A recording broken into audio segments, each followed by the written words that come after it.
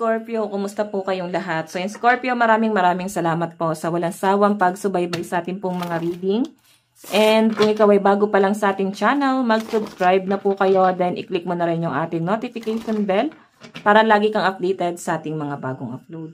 So, by the way, Scorpio, sa mga interested pala sa ating private reading, ay nasa description box below lang po yung link ng aking Facebook. Message lang po kayo. Then, kung hindi nyo guys makita, pwede nyo naman ako i-direct message na lang sa Facebook ko. Ito lang yung name and profile picture ko sa Facebook, okay?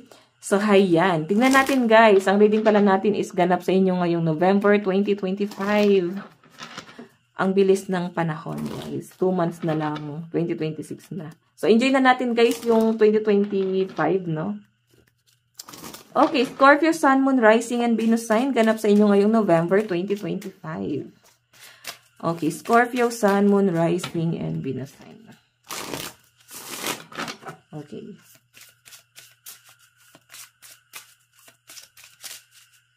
Meron tayong be gentle with yourself. So, ayan guys, ang sinasabi lang dito is kailangan mo daw ingatan yung sarili mo. Huwag ka masyadong harsh.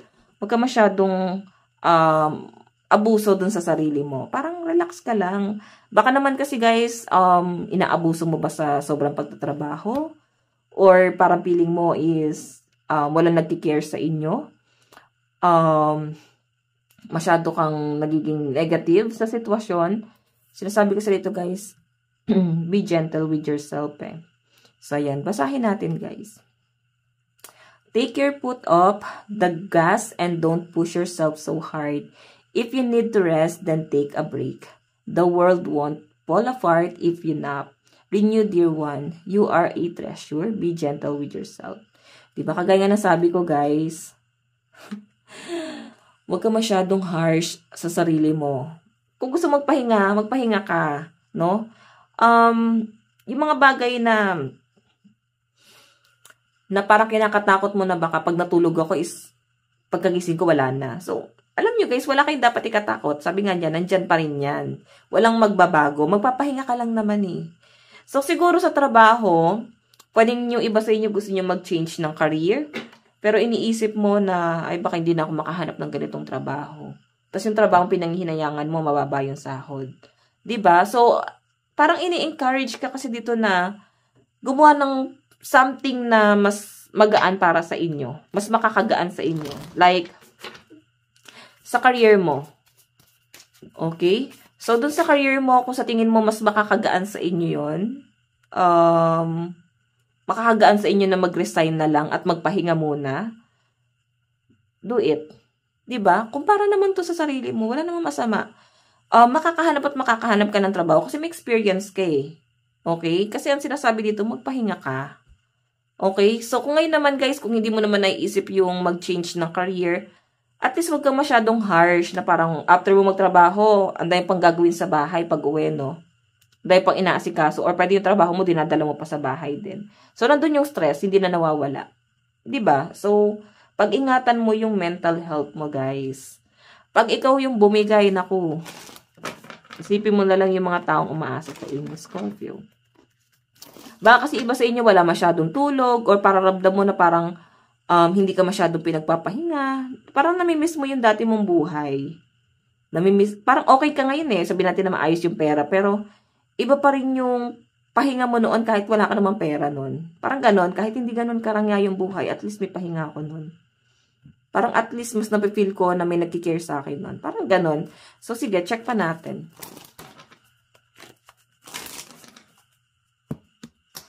Okay.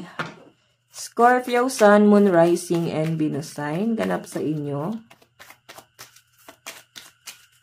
Scorpio, Sun, Moon, Rising, and Venus sign.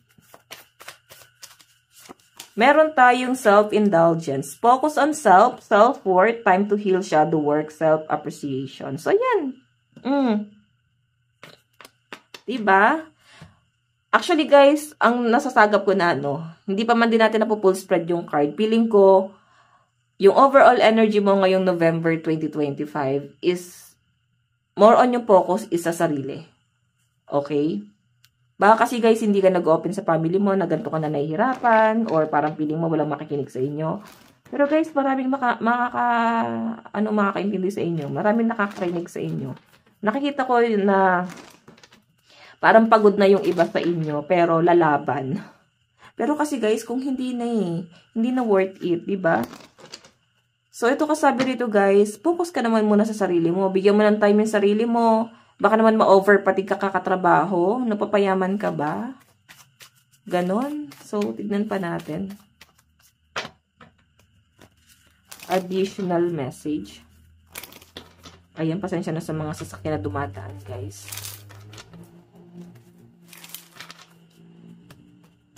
Okay.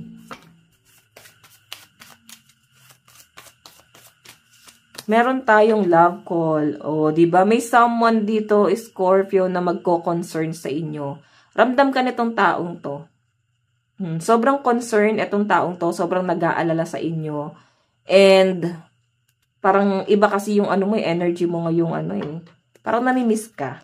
So, ito naman kayo sa mga single, no? Merong someone daw na mag-express ng love sa inyo. May magpapakilala. Parang, hello, kumusta ka na? Parang ang lungkot mo. Baka ganun yung unang approach, guys. Parang ang lungkot mo. Parang ganyan. So, if you need someone to talk, I'm here. So, meron ka pa, guys, magiging sandalan. Okay, so ayan, meron someone na magpaparamdam sa inyo ngayong November. So, by the way, tignan pa natin. Meron tayong the snake. Competition, enemy, clever, malicious, look over your shoulder, the other woman. So, ayan guys.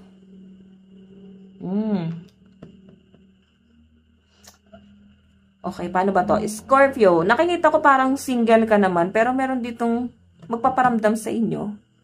Someone na parang nagsiselo sa inyo. Pwede yung third party before, kung nagkaroon ng cheating issue, no? Basta may other person dito na magpaparamdam, then kakausapin ka nitong taong to. Kukumprontahin ka nitong taong to. Okay? Nakikita ko dyan, guys, na parang ang weird para sa'yo. Para pagsiselosan ka. Pwede pagsiselosan ka ng jowa ng friend mo or ng katrabaho mo. Para mabibigyan nila guys ng meaning kung ano yung relationship nyo ng taong yon. Tapos parang meron ditong someone na kukumpronta sa'yo. So baka ma-involve ka pa sa gulo, Scorpio. So by the way, alam mo naman yung gagawin mo as long as wala ka namang ginagawang masama. Pero eto, ihanda mo lang yung sarili mo. May confrontation dito. Oo.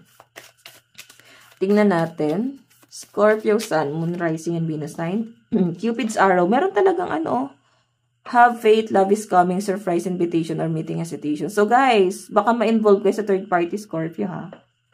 Meron ako nakitang someone na komplikado rito na parang mag-express ng love sa inyo pero hindi niya sasabihin sa inyo kung ano yung totoong status niya. Okay? Na meron palang legal. So, yung dating, hindi ka aware na ganun pala. Okay? So, may confrontation. Pero, sobrang tinamaan sa itong taong to. Yun nga lang guys, komplikado kasi siya masyado guys. Isa pa to sa magiging pagod mo. Oo. Okay, so what else? Tignan pa natin. Meron tayong heartbroken. Deeply hurt, sad, separation, breakup, feeling lost, grieving, mourning. Naku. Baka naman na-involve ka sa someone na committed na sa iba. Pero ngayon nagkaroon ng separation dito. Okay? Or, kung alam mo naman sa sarili mong legal ka, baka ikaw na yung lumalabas sa third party dyan. Do alam naman natin legal ka. Pero kung hindi, guys, kasi parang napaka-chill lang ng energy ng mga Scorpio dito. Wala kayong any heart break. Parang ganon. Iba nga yung iniisip mo eh. Iba yung naiisip mong problema dito. Hindi masyadong big deal sa inyo itong bagay na to. So, ayan. Cupid's Arrow, have faith, love is coming, surprise invitation, or meeting hesitation. So, eto kasi guys, heartbroken. Ang nakikita ko dito, may someone na na-inlove sa inyo, or may inlove sa inyo ngayong November 2025, pero hindi rin magtatagal.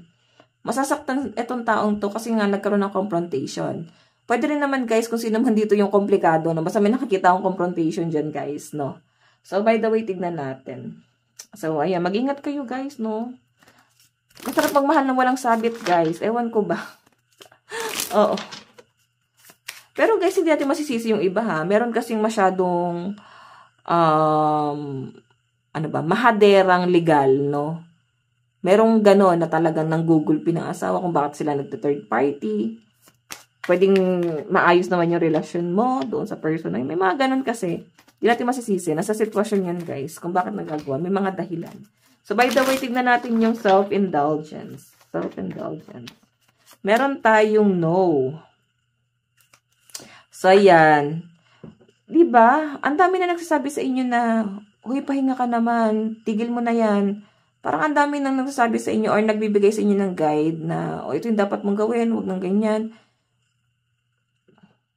Pero parang hindi ka nakikinig dito.